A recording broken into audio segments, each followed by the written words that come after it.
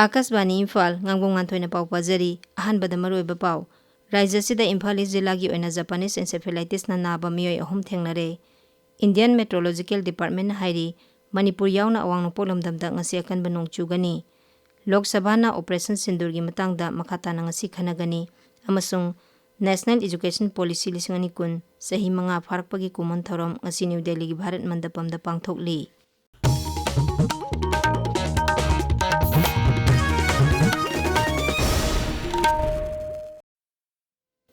Nongju thada tinkang na sandorokpa laina kaya raija sida thengnari masigi manungda Japanese encephalitis su amani Culex ko bakang makhala mana sikpadagi sandokpa laina asigi layongdi kok sikpa ngak naba laihohoba amasung obana chingbani hauzik phawbada Imphal jilagi oina miyoi ahumda laina asi naba thengnare laina asidagi matau karamna ngakthokadagi haibagi matangda jila asigi malaria technical supervisor Dr. Y Ranbir Nakasban Imphal da hai Nongju thagi matamda tinkangdagi sandorokpa laina makhal taruk thengnai madudi dengue Japanese encephalitis chikungunya malaria kala azar amasung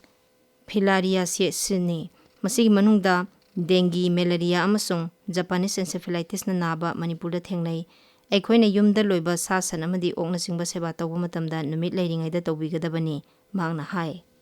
Hariba dengue laina se narakpa matamda oirakpa yaba magi sign symptoms ji mapungoina kari no hairagadi ahanbada laihauhauba ko ka hena chikpa aduga loinana mitki mathak thangba isunga tainaba area sida naba chikpa aduga loinana blood mangal amadi nungsa mangal yengba ngamdaba dugi mathakta hakchangi unsada ahanbada angangba makup tholaga kona angangba mapak olakpa sugumba makhalgi layong singse laihauga loinana utlabadi mado dengue laina oiba yai maramaduna hariba dengue laina se nai natraga nade khange hairagadi Jennings amadi rimsta hariba laina se lem igi changing tokthokpiba yai aduna rim samsung Jennings ta aikhoina Japanese encephalitis samsung dengue gi lem igi changing tawbiba phangnabagi damakta OPD gi matam natabada chatpa asisu yamna maruwai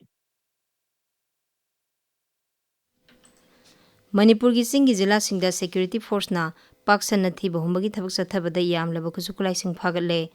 Manipur police ke control room na thokpa cherol man hai haukiba numit kharani asida Manipur police Assam Rifle Samsung Central Armed Police Force sing na kaknaba paw phangbadagi singi jila sing Churachandpur Ferzol Kangpokpi Sandel amsung Tengnopalda thiba humbagi thabak sathabada khulai kya phagatki atopa thodok amada haukiba nomaijung numita Senapati Police D78 CRPF amadi B109 CRPF na Henbung check posta sarok sing check tawada sapon cap kunda haptuna puramba brown sugar fagat pangamki fagalaba myo edu Thawbal jila gi Moijing wang mataba khong manung dagini aingi oiba thabak lokhanaba Senapati Police Station da case ama register tawkhre amarom da National Highway kuntra taret Imphal jiribam lambida malpuba gari chahum sumna taruk security gi akan bangak sel thoranga loinana Imphal tamna puthorakre Sama kuntra mari suba duran kapki Imphal Lake hayengdagi Imphal gi Kumal Lampak Main Stadium da horagani masigi yanglaga Manipur Police ki Traffic Control Police Wing na Traffic Advisory mathokre advisory sigi matung ina match labor numit sing hayeng amasung lakadoriba August ki ama mari taret tara amasung tara nithoida gari chathok chasinda hongba khara leigani numit sing asigi match labor matamda Pandon crossing dagi MMTA Banyan Tree Crossing phawba gari chathok chasinda thingba leigani Indoor Stadium Swimming Pool amasung kangsangi manak nakpada hangliba parking area da gari khamgadaba singna Main Stadium gi gate number 2 dagi sanglakadabani khongna lakpa singna Hockey Stadium gate number 3 amadi basketball court ground da khamgadaba miyoi singna gate number 5 amadi 9 IRB gate sing asida sanglakadabani hairi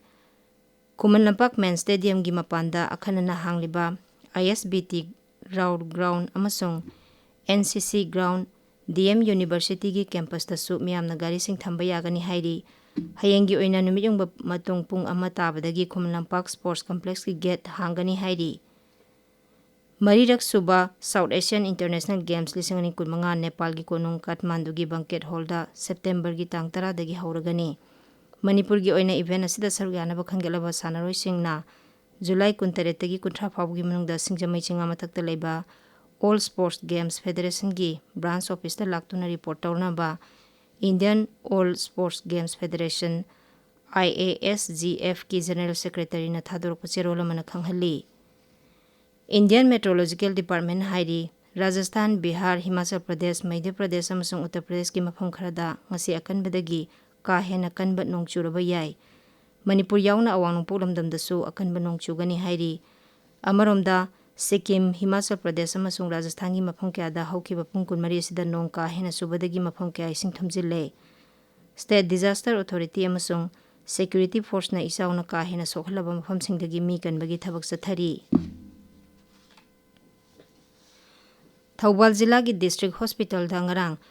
angang unabada nupi ama lekhidabaga mari lenana sarang na bathokpadagi District Hospital asigi thabak thoram singda ngasi apan bathokle hairi Tabiriba pawa se kasbani Imphal dagini Lok Sabha na Operation Sindur gi matangda makata na ngasi khanakhigani Lok Sabha da ngarang Operation Sindur gi matangda ngaksel mantri Rajnath Singh na khanana ba wafam puthorakhibani ngasi sangsad ki sabha animaki mifam ayuk pung 13 taba matamdagi hauduna sathari Lok Sabha da hujik wahang pahong gi thabak sathari sabha animak na ngasi satrang masana da Bharat ki ahanba FIDE Women World Cup title phanglakhrabi Divya Deshmukh ki mafamda thagatpa phangdokhi National Education Policy NEP lising ani kun sahi manga pharakpagi kumon thorang ngasi New Delhi gi Bharat Mandapamda pangthokli Kendra gi Shiksha Mantri Dharmendra Pradhana Akhil Bharatiya Shiksha Samagam lising ani kun manga da policy sigi matangda wangangki tharomadu da wangang bada Sri Pradhana hai Narendra Modi Sarkar gi mijang makhada NEP lising ani kunna mahima singi lamda asawba onba purakpa ngamle lakadoriba English ani nifutareta Viksit Bharat ohena baleba sina sangsiliba khongjang sida NEP lising ani kunna sawba thodang lawgadori leba sigi school lak nipan henbagi mahiroi koti mari henbada Nipun Bharat amasung Vidya Pravesh Thaurangi makhada kanaba kya fanghale Bharat ki sign language asi subject ama oina tambaga loinana ISL video amasung talking book lising ama hena semgat pangamle policy asigi makhada angang singda mahi tambibada balbatika singda sanabada yumpham oiduna mamalonda mahi tambiba class 6 dagi skill education piba amasung nupi macha sing laik tambagi sang hengelang bharna chingba kaya uba fangle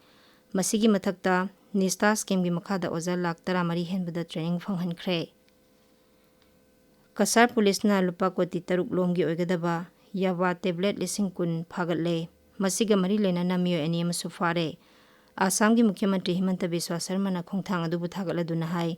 drug ki samaisa asi ko khanaba ma ki sarkar na makhata na leptana khongjang changsin khigani Tripura police na Raijadugi Khowai Jilla gi Asa Rambari Vidhan Sabha Kendra da BJP gi workers sing de attack chatharakpada senaba me hum phare haukiba nomaijing nimita Pradhan Mantri Narendra Modi gi man ki baat tharom taringai da BJP gi workers sing adu da attack adu chatharakpani hairi police ki pauna hai faraba me humak Tipra Motha dal gi miyoi singni makhoi humak ngarang korta puthokre thaudok adu da BJP gi worker mapana so open nangkhi amasung gari ke amang ta thokhi Tripura gi Mukhyamantri Dr. Manik Sahana thaudok adubu Ganatantra bu singna duna sathaba phattaba thaudokni haina yaningdaba phangdokhi Bihar da nauna saba loiraba Buddh Samyak Darshan Museum and Memorial Stupa ngasi Baisali Grihagi Baisali Jilla da Mukhyamantri Nitish Kumar na sangaragani Lupa koti samanga yangkhai sangna lam ekar humbudrani thoida saba structure asi malemgi lam koiba lakpa singi pungning singsin gadauri Tharamadu da tongan ba lebak tara mangagi Baudha lining ba sing saruk yagani lamsing adudi China Japan Sri Lanka Thailand Nepal Tibet Myanmar Malaysia Bhutan amasung Vietnam na singbani aroibada maroiba paw amuhana Raja sida Imphal Jilla gi oina Japanese encephalitis na naba mi ahum thengnare Indian Meteorological Department hairi Manipur yauna awang polam damda ngasi akhanba nongchugani Lok Sabha na Operation Sindur gi matangda makhata na ngasi khanagani amasung National Education Policy lising ani kun sahi manga pharakpagi kumon thoram ngasi New Delhi gi Bharat Mandapamda pangthokli pauloi jare